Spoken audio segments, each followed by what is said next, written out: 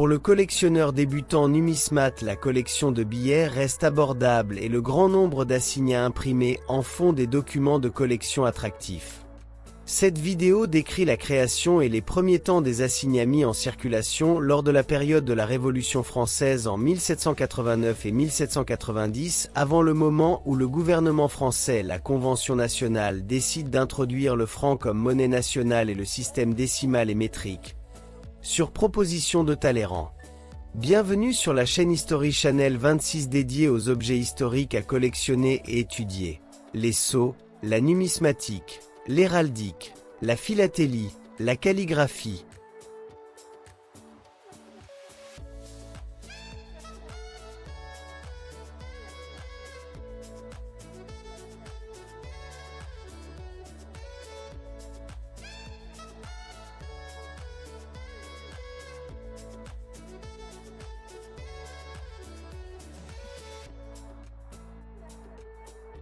Avant la Révolution, les finances royales sont dans un état très préoccupant avec une dette évaluée entre 4 et 5 milliards de livres, la moitié du budget royal servant à rembourser cette dette qui ne fait qu'augmenter.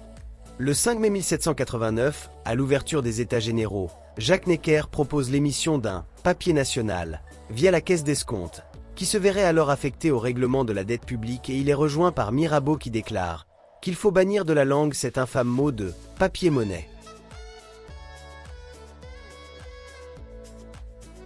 Le 2 novembre 1789, l'Assemblée nationale constituante décide que tous les biens du clergé seront mis à disposition de la nation.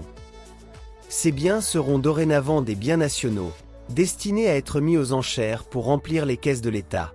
Il est décidé de créer, le jour même de l'ouverture de la caisse de l'extraordinaire, des billets dont la valeur est assignée, autrement dit gagée, sur les biens du clergé.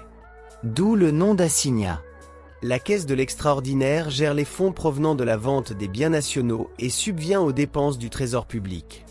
La caisse d'escompte, elle, assure les paiements jusqu'en juillet 1790 et voit ses propres effets endossés en tant qu'assignat. Le 17 avril 1790, l'assignat est transformé en un papier-monnaie. Il a donc cours forcé. Et l'État, toujours à court de liquidités, l'utilise pour toutes ses dépenses courantes. L'État ne détruit pas les assignats qu'il récupère. Pire, il imprime plus d'assignats que la valeur réelle des biens nationaux. Jacques Necker, alors ministre des Finances, résolument contre la transformation de l'assignat en papier-monnaie, donne sa démission en septembre. La loi du 15 mars 1791 ordonnera l'échange des effets de la caisse d'escompte contre des assignats, qui deviennent ainsi le seul papier monétaire. Si vous avez un billet de cette collection ou si vous cherchez une signature particulière, n'hésitez pas à laisser un commentaire sous la vidéo. Laissez un commentaire si une information particulière sur cette collection vous intéresse. Le système monétaire d'avant la Révolution. Cohabitent des monnaies de bronze, d'argent et d'or. Les monnaies royales d'avant 1789 sont les suivantes. En cuivre, 1 liard ou 3 deniers, 1 demi-sou ou 6 deniers, 12 deniers ou 1 sou. En argent, 6 sols, 12 sols, 24 sols, 1 demi-écu ou 3 livres, 1 écu ou 6 livres. En or, 1 demi-louis ou 12 livres, 1 louis ou 24 livres, 1 double louis ou 48 livres. À savoir que 12 deniers égale 1 sou, que 20 sous égale 1 livre. Ou encore 1 livre égale 20 sous ou 240 deniers.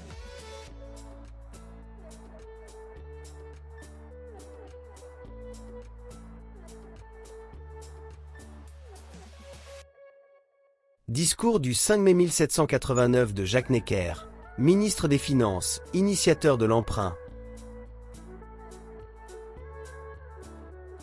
Il n'y a pas un instant à perdre pour rassembler cette somme. Je crois qu'il ne faut pas chercher à décider la confiance par de hauts intérêts. Ce n'est point de la spéculation qu'il faut attendre des secours dans les circonstances présentes, mais d'un sentiment généreux et patriotique. Je propose donc que l'emprunt fût simplement à 5% par an.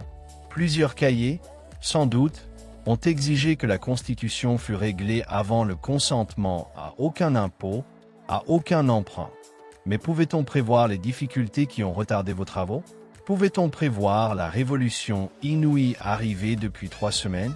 Le roi, messieurs, est disposé à concourir à vos vues? et les ministres auxquels il a donné sa confiance s'en serviront selon ses intentions, pour contribuer avec vous au bonheur de la nation. La création d'une monnaie papier est décidée par décret du 2 novembre 1789. En décembre 1789, l'Assemblée constituante émet des assignats pour une valeur de 400 millions à valoir sur l'achat des biens ecclésiastiques qui servent de garantie à l'emprunt. Les premiers billets ne sont pas destinés à la population, mais à être gardés par les investisseurs. Ce sera sans compter avec la situation économique de la France, la spéculation des banques et la dissimulation spéculative des stocks de farine qui débutent dès 1755, à une époque où le pain est la principale source de nourriture. Les gros montants affichés par les premiers assignats mettent hors de la circulation les montants équivalents en monnaie métal, or et argent. L'or et l'argent sortent de l'utilisation courante du commerce de tous les jours. Les pièces viennent alors à manquer dans la population, et l'État autorise l'émission de billets de petites sommes, 5, 10 ou 25 sous. Le 17 avril 1790, l'assignat est transformé en papier-monnaie. L'État y voit un moyen de payer ses dépenses courantes et imprime plus d'assignats que la valeur réelle des biens du clergé devenus biens nationaux.